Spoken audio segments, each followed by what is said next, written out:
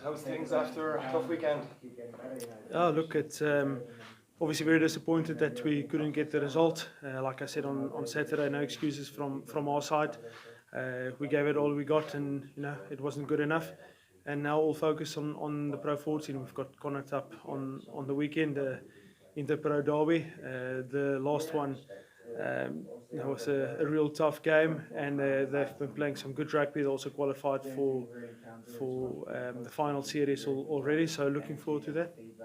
From the Saracens game, just don't want to harp too much on it. Obviously, you said after the game that it's not new players or more bringing more players in, it's about improving as a group. What improvements can be made to try and match teams like Saracens going forward? Well, we've got to improve in all areas. We saw on the weekend, what it means to be a truly world-class side, and they performed in all areas of the game. From the coaching point of view, that penalty just before half-time kind of gave them that 12-9 lead, and then, like I said on Saturday, the 13 minutes after half-time, they got a try and 2 penalties, so literally 3 penalties and a try. Gave them that kick start in that part of the game, and we fought our way back to 25-16, and their bench just made a big impact there right at the end. So we'll have to improve in all facets of the game if we want to get to an European final. Back to Connacht, they've had a good season, as you've already mentioned. How impressed have you been by what Andy Friend has done? Andy is a good friend of mine, fantastic coach. He's done really well. The fact that they've qualified for Europe for next season and already qualified for the Pro 14 knockout stages with a game to spare.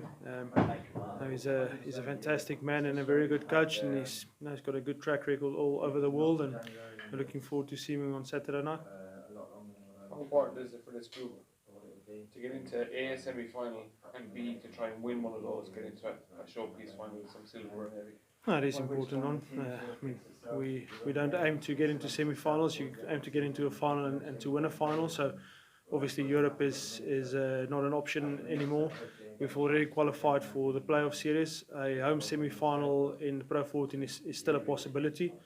For that to happen, we need to win our game against Connacht, and hopefully Edinburgh can beat Glasgow. Then we'll have a home semi-final at Thomond Park.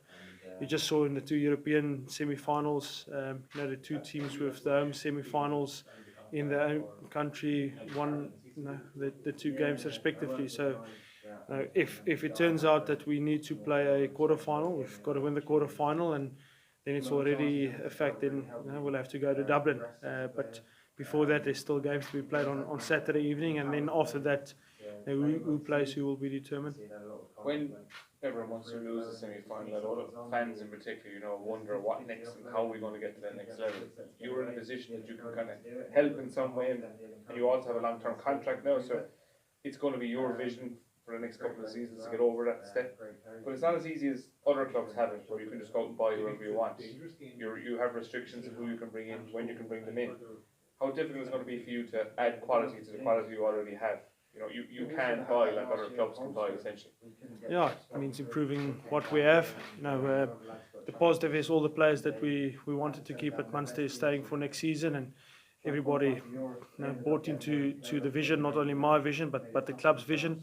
We're more than only a rugby club. We're a club for the community, and that's the most important thing. And you saw that on Saturday afternoon once again. We want to improve. We want to get into an European final. We want to get into a Pro 14 final, and we want to win silverware. Now we've got to just keep on going week by week. Most important is this week against Connacht, looking to bounce back and put in a good performance at home, and then take it on the next week. We'll do our after-season review and then start planning again for next season in terms of the SNC and medical department. All those plans are already in place, but in terms of the game, we've just got to keep evolving and keep on improving. 2 quick ones for me. One is injury update on David Coyne in particular. See Joey Carberry's here as well today. David Coyne's ankle, was it? Yeah, he's being further assessed today. And we'll take our time. Most of the players are only back in tomorrow, so we as a group will meet up again tomorrow morning. Joey will assess just day by day, as we will do with Ulzi, and as soon as they're ready, we will pick them.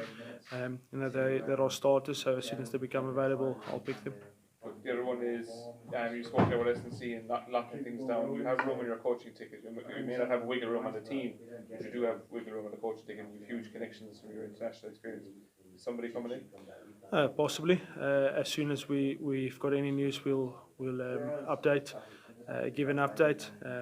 Obviously, like I said before, it's very important for me to keep our current coaches in the system, and then once we've got some news, we'll update you. But is it a case of sharing the load as opposed to, it's not a case of trying to replace anybody, it's to share the actual bulk of work? No. The game keeps evolving, and you need new blood and you need fresh ideas as well. So it's about sharing the load. Very happy with the coaches that we've got.